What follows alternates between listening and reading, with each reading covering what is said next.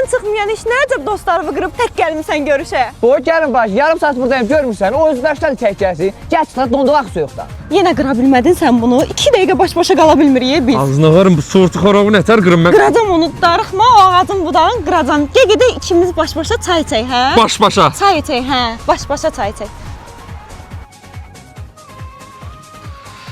Dirəşmək mümkün deyil, onsuz da qırılası deyil bu. Cəhənnəmdə başı qarışıb aclıqlı yesin. Biz gedək həm gəzək biraz hava alaq, həm də 5 dəqiqə tək qalaq da. Gəl.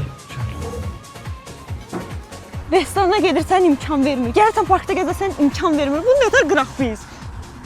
Karusel, gedək ona minək. Bəlkə orada minməz də bizlə 5 dəqiqə baş-başa qalarıq. Yəqin ki, yəqin ki.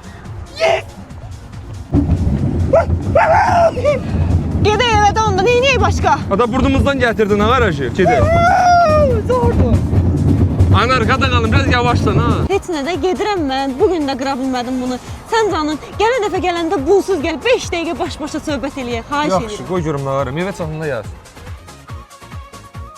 Sən nə gəzsən ha burada? Gəlin baş, Sumqayıda getmirsən. Göyərtin yanında məni düşərsən də nə olacaq ki?